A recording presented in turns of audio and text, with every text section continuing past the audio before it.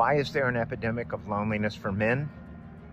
Well, we know the answer. So we have a culture of masculinity, of maturity that says needing and wanting close, caring friendships is not masculine. We don't know.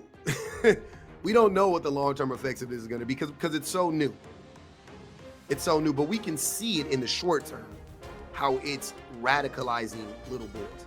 In 1 week, Australia will become the first country in the world to ban under 16s from having social media accounts. With one law, we can protect Generation Alpha from being sucked into purgatory by predatory algorithms described by the man who created the feature as behavioural cocaine. We always are tracking the ever-changing landscape around social media and the impacts of it on children, right? Especially on boys. I'm tracking that. I mean, I definitely care about little girls too, of course. But I think that a lot of what happens on social media is driven by men and boys. I mean, the stuff that's happening to girls too. I think a lot of that, if not most of that, is driven by boys and men, like it is in real life. I think women can exist online harmoniously if we left it up to women and girls for the most part. Girls bully, and no doubt about it. Of course, women bully too, right? But I think a lot of that is driven by men and by the patriarchy and by capitalism and by blah, blah, blah, right? And so on and so on and so on. So, anyways, I focus on men, obviously, so that means I focus on boys. And that's what I do. That's what I do. Um, Me being a father of a child that seems destined to be on social media. I think that this is just a sidebar. I think I have a prediction for my son. I think that he is going to, when he gets on social media, I think he is going to have, I don't know what it's going to look like at that time, whatever the equivalent of that is, when he gets on it, which will be in the next few years. I think when he gets on social media, he is going to have a heavy social media presence. I think he's destined for it at this point.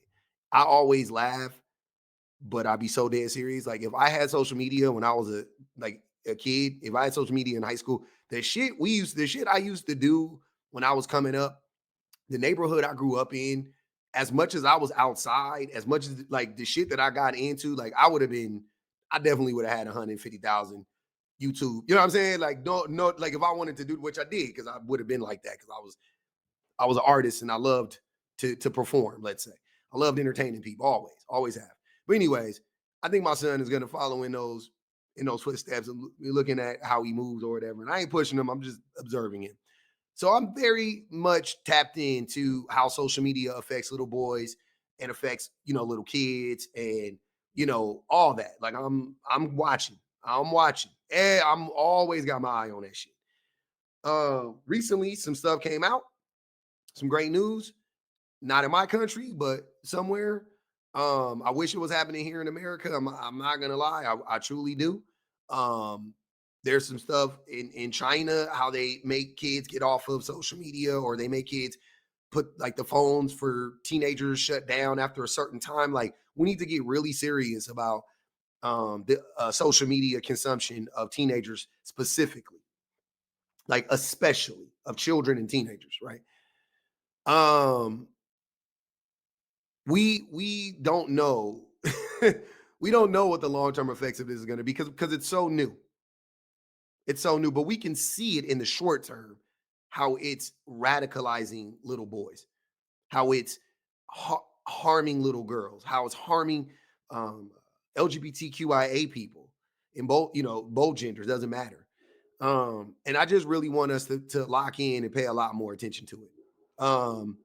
But one of the other major ways that I see this stuff showing up is how boys communicate with their friends. It's really important. It's really, really important to pay attention to how social media affects how boys communicate with their friends. And we talk about the loneliness epidemic, which is happening on both sides, men and women. But we care. I think we focus more on men for two reasons: a, because we care about men more than women in general as a society because of the patriarchy. But even for a person like me, the reason why I care about both, but the reason why I care about men a lot is because when women are withdrawn and when women are sad and when women are depressed, I don't, it's usually confined to women, to that woman specifically.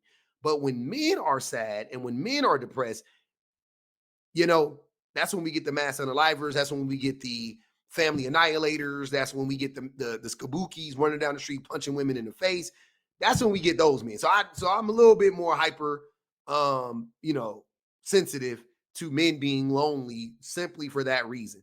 I care about both, but I care about the negative ramifications of men being lonely versus versus women for sure.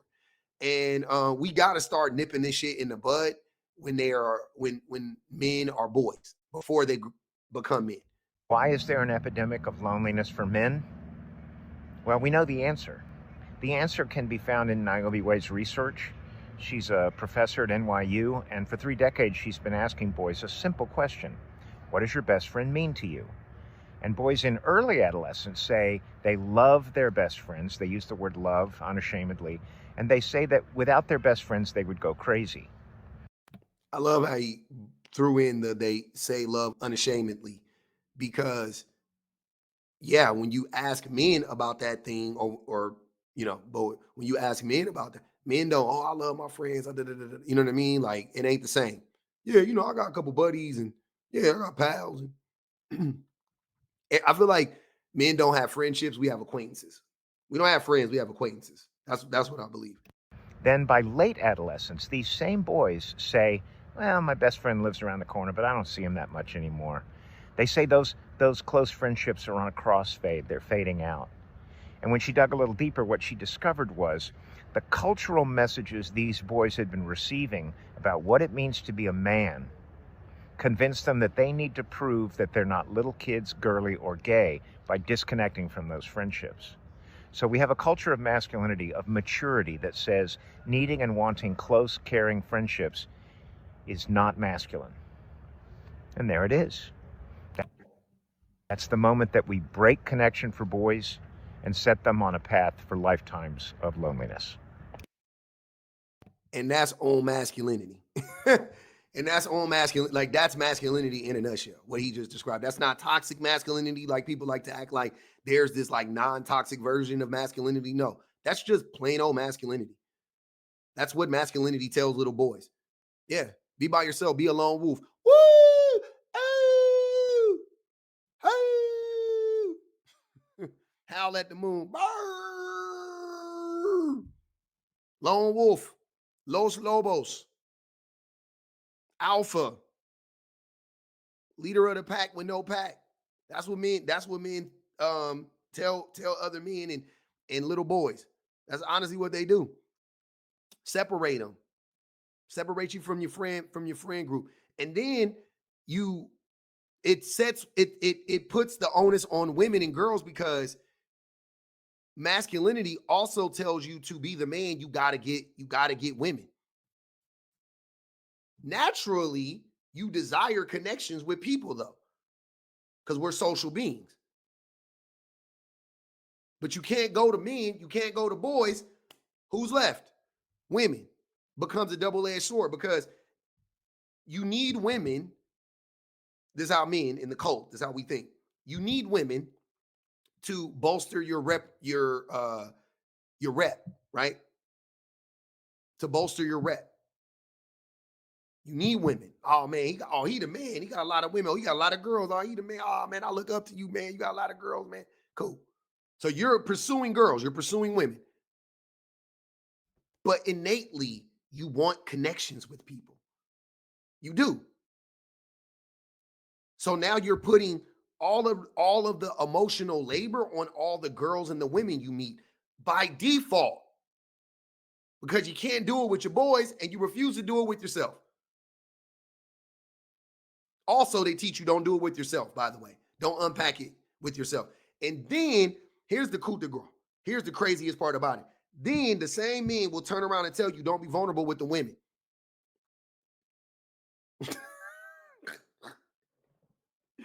You know what I mean? Like, the men lock the men up in a box. They put you in a bind.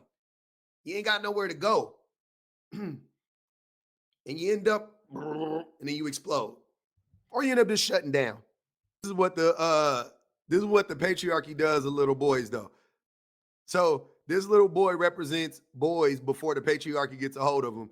And then when the change up happens, that's what happens after the patriarchy gets a hold of little boys.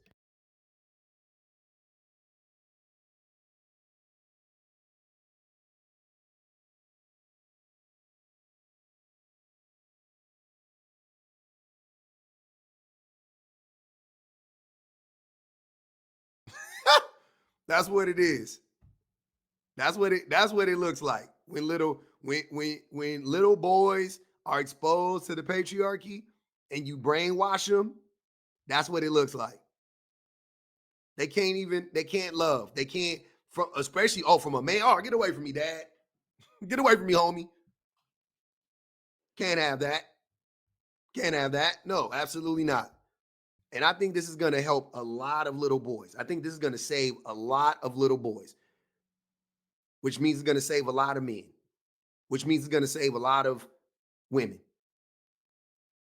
Removing the pipeline or the access, to consuming copious amounts of patriarchal rhetoric and propaganda can do nothing but good things. Nothing but good things. I promise you. In 1 week, Australia will become the first country in the world to ban under 16s from having social media accounts. With one law, we can protect Generation Alpha from being sucked into purgatory by predatory algorithms described by the man who created the feature as behavioural cocaine. Teenage addiction was not a bug, it was a design feature. And on 10 December, there are going to be withdrawal symptoms. Teenagers will be upset, some will fight to get back on, some will manage to find their way around the tech and keep their accounts. But I truly believe the short-term discomfort will be worth the long-term benefits. This law is world-leading, and countries around the world are taking our lead. Denmark, Greece, Romania, France, New Zealand, Malaysia, the European Commission have all signalled intent to introduce a minimum age for social media. That shit ain't gonna never touch down in good old America, though, man.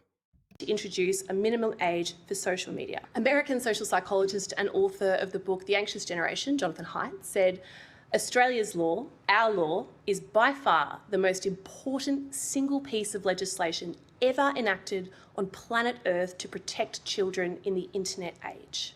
7 out of 10 kids are suffering or witnessing harm online in Australia as we speak. That is what we are trying to fix. And yes, it will be difficult. We don't shy away from the fact this is a rough transition. But like I said, every single parent who has talked to me about this since I've been the Minister for Communications has said, thank you, do not back down, and thank you for being the bad guy. Thank you for allowing me not to be the bad guy. Thank you for allowing me to say, this is against the law. The government...